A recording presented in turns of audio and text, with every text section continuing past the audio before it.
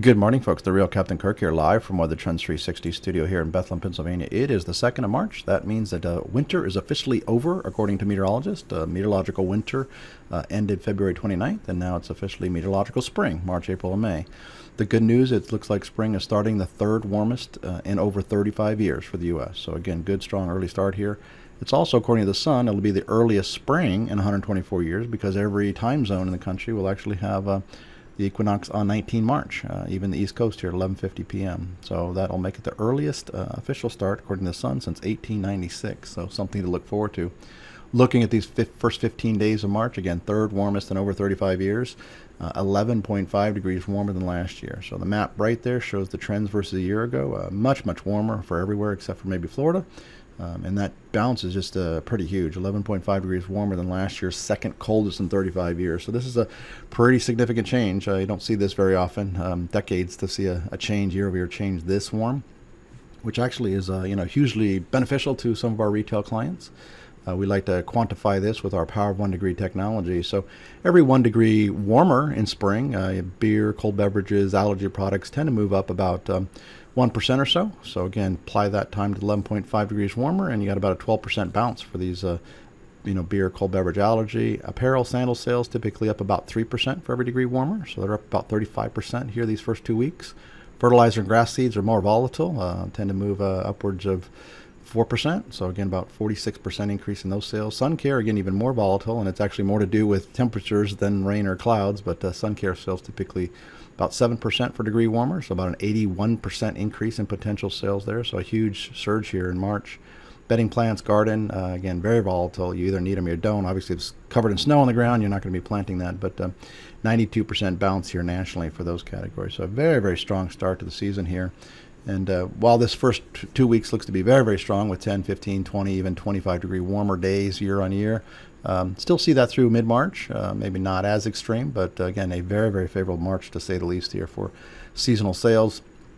Obviously, one fly in the ointment here is this little bit of a hype on the coronavirus. Again, we've been working with the flu industry for probably almost 18 years now. This mask will not protect you. If you have the virus, that'll protect us, maybe. It will produce, if you sneeze or cough, obviously, less likely that that vapor will be in the air and transmitted toward us.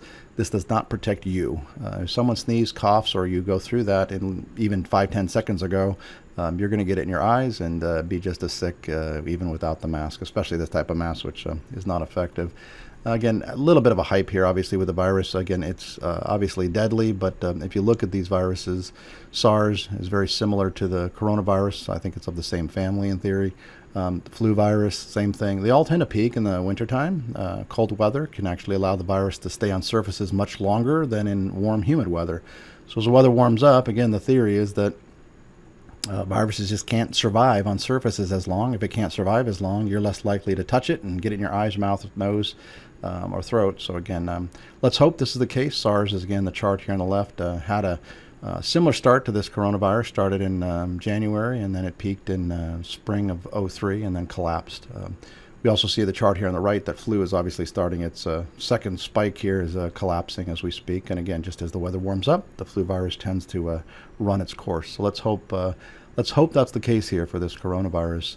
Looking at this week, 2 through 8 March, again, nationally, again, pretty epic. 15.5 degrees warmer than last year, 5th warmest in 35 years, much above average temperatures. Almost the whole country is much warmer than a year ago. That map inset left.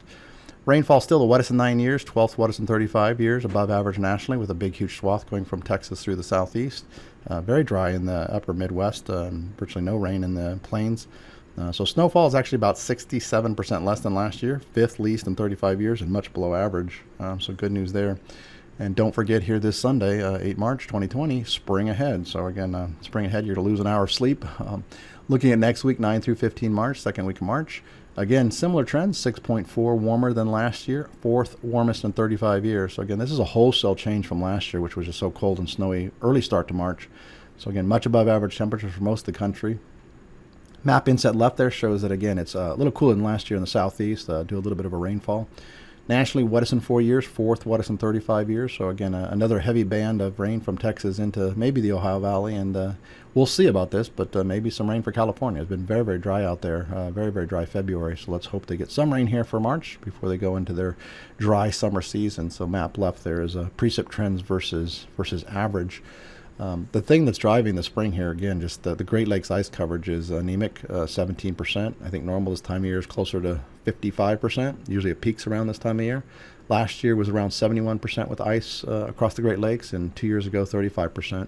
If the lakes are just not covered in ice, the sun doesn't have to spend all its time warming up the lakes, and then it just, again, more energy for warming up the land.